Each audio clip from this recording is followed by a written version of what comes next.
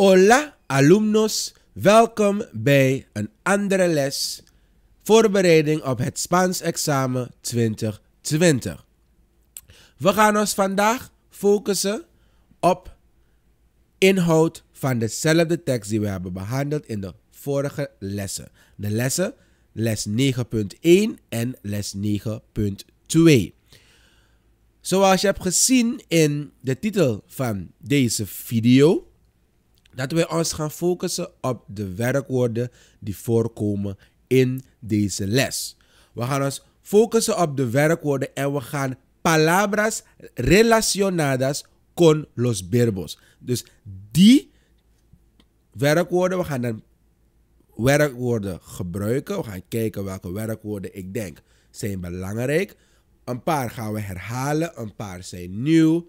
En dan gaan we kijken waarmee we dus gaan relateren.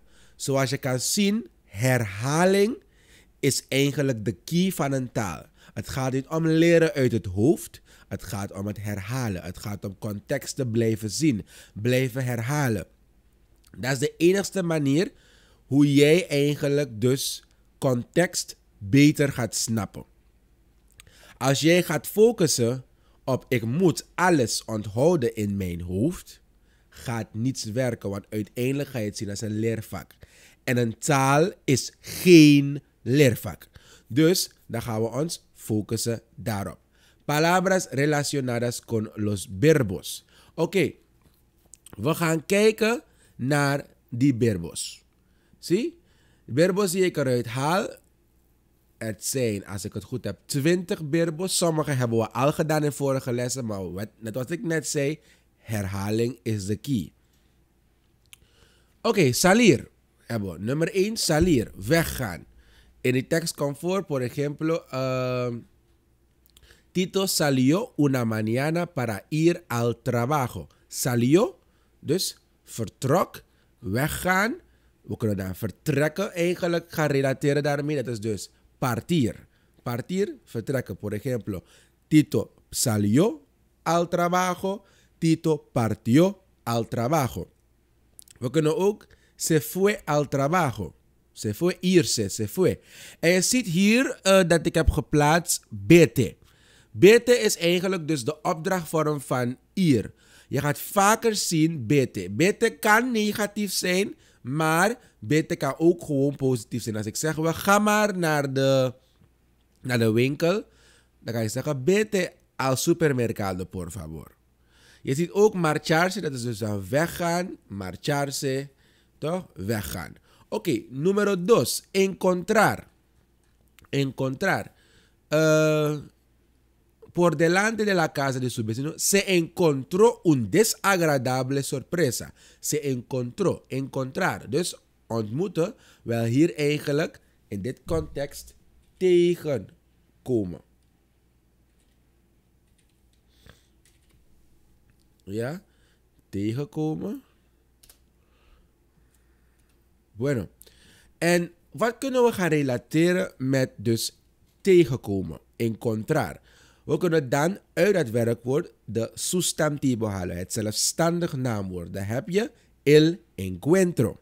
De ontmoeting bijvoorbeeld. El encuentro entre Tito y su vecino. Dus de ontmoeting. En we praten over tegenkomen. Wat kunnen we nog meer relateren daarmee? Descubrir. Descubrir. Descubrió. En zo, ontdekken. Ja?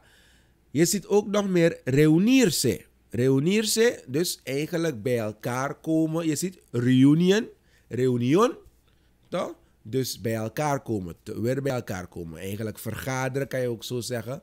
Dus op die manier, dus al deze dingen hebben te maken met ontmoeten en tegenkomen. Dus je ziet hoe ik heb gerelateerd met elkaar. Gaan we naar nummer 3. Entender. Entender komt voor hier in regel 3.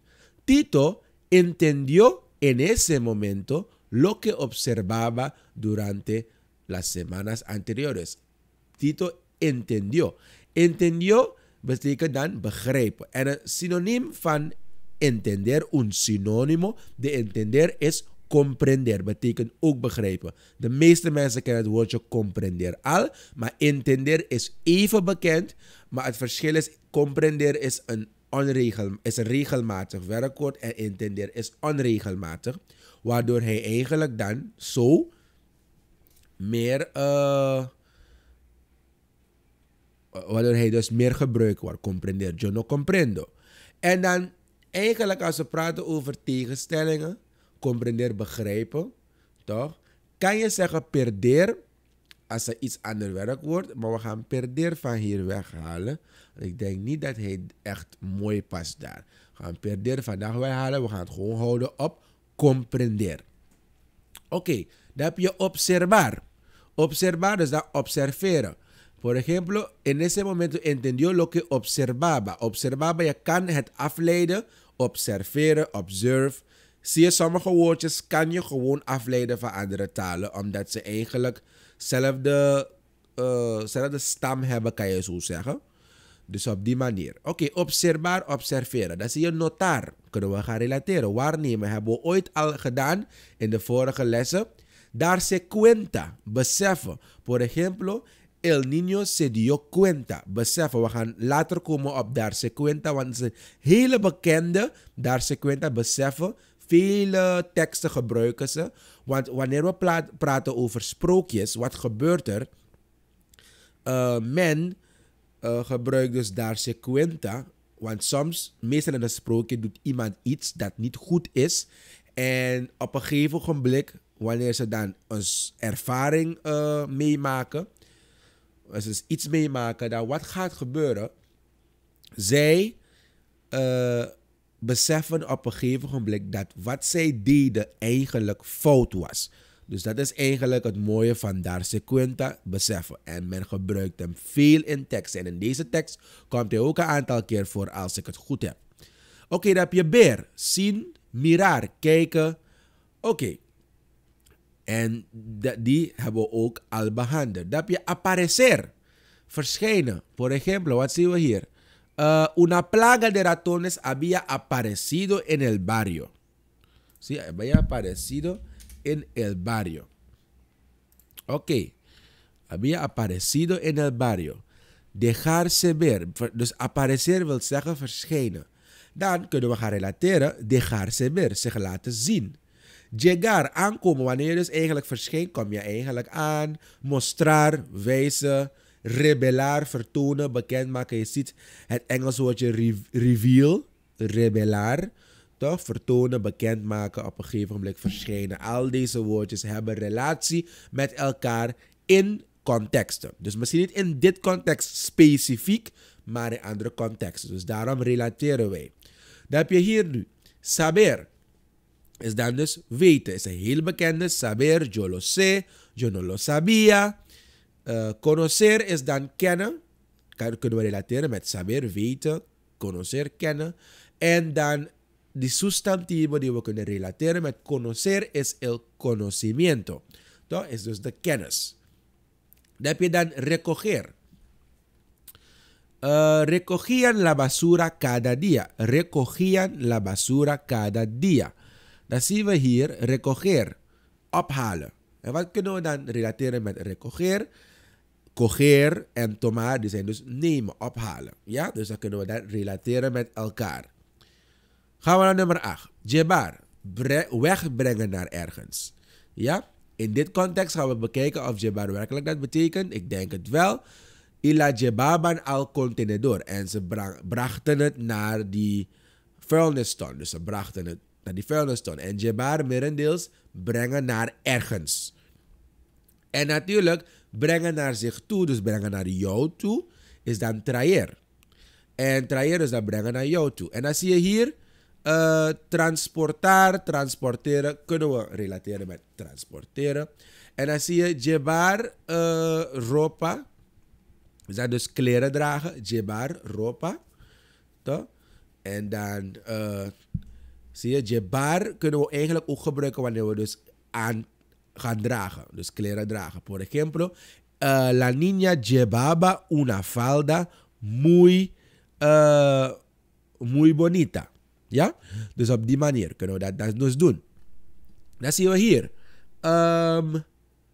Preocuparse. Preocuparse, zich zorgen maken. En En dan heb je dan estar preocupado. Dat wil dus dan zeggen bezorgd zijn. Oké. Dejar, laten. Wat kunnen we relateren met dejar? Je ziet abandonar, in de steek laten. In de steek laten, abandonar.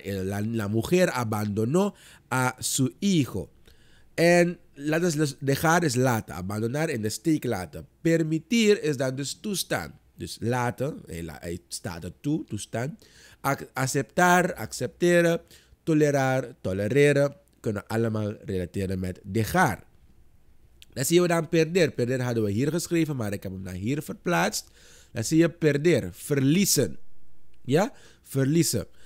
En wat kunnen we dan relateren met perder? La perdida. En dit woordje perdida komt ook voor in die tekst, het verlies. Toch? En dan zie je, wat kunnen we ook nog relateren? Welk werkwoordje? Dat is dan reduceer. Je ziet het Engels woordje reduce, verminderen. Oké, dan gaan we dan doze. Vaciar, leegmaken. Ja, leegmaken. En dan kunnen we dan gaan relateren. Estar vacío. Toch? En tegenstelling daarvan, als ik het ook erbij mag zetten, is dan dus...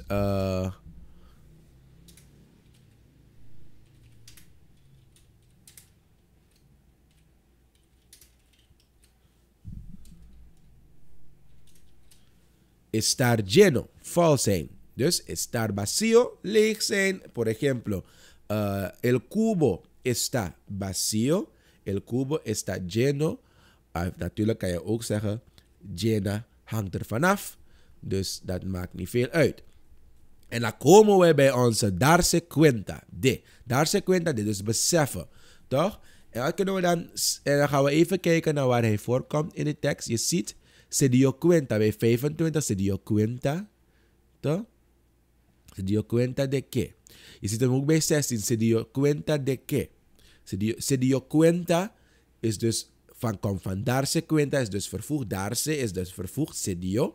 Want daar is een onregelmatig werkwoord. Dan zie je darse cuenta. Oké. Dan hebben we dat mooi. Estar beseffen. Dus dan kunnen we zeggen percibir, opmerken. Oké, dan hebben we invitar, uitnodigen. We gaan relateren met invitar. La invitación, por ejemplo. Wat was het in die dingen? A un día lo invitó. Invitó, uitgenodigd.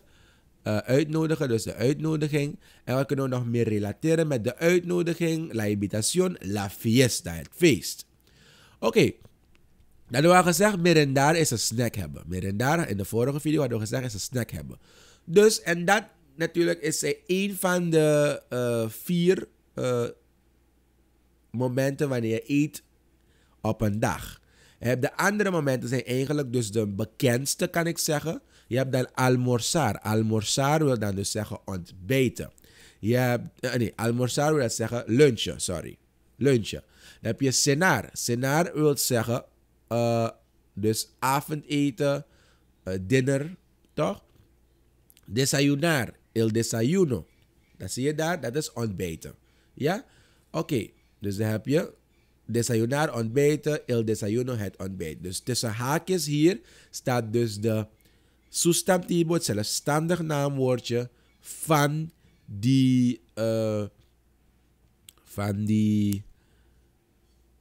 het werkwoord. Oké, en dan zie je hier, accompagnar, meegaan met. En welk woordje kunnen we dan gaan relateren? Welke woorden? Je ziet hier la compañía, gezelschap. Toch? La compañía, de company. Oké, en dan zie je hier estar juntos, dus samen zijn. Estar juntos. Juntos is dus samen. Hadden we al gedaan in een van de lessen, maar we herhalen. We blijven herhalen. Oké, dan zie je hier, sufrir, lijden. Wat was de zin? Le explicó lo que le pasaba a su vecino. Es que sufría de grandes pérdidas de memoria. Sufría, dus lijden. Toch? Lijden. En dan heb je dan sufrimiento, het lijden aan iets. Toch? El sufrimiento. Oké, dan heb je juzgar. Juzgar in deze zin. Si hubieran hablar de forma clara en vez de juzgar. Juzgar is dat opinar. Dus van mening zijn, mening geven. Toch? Opinar, beoordelen. Is juzgar is dus beoordelen. Toch? En je kan ook zeggen bijvoorbeeld el juez.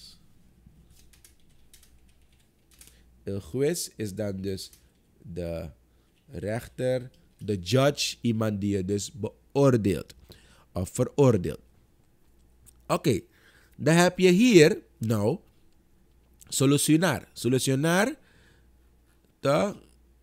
je ziet het woordje solution erin, dus oplossing. Dan heb je dan la solution, de oplossing, solucionar, oplossen. En dan heb je het laatste woordje, die ik. Er zijn natuurlijk meer werkwoorden in die tekst, maar ik vond dat die niet nodig waren om weer te herhalen. Je ziet terminaron siendo amigos, terminaron siendo amigos, terminar, toch?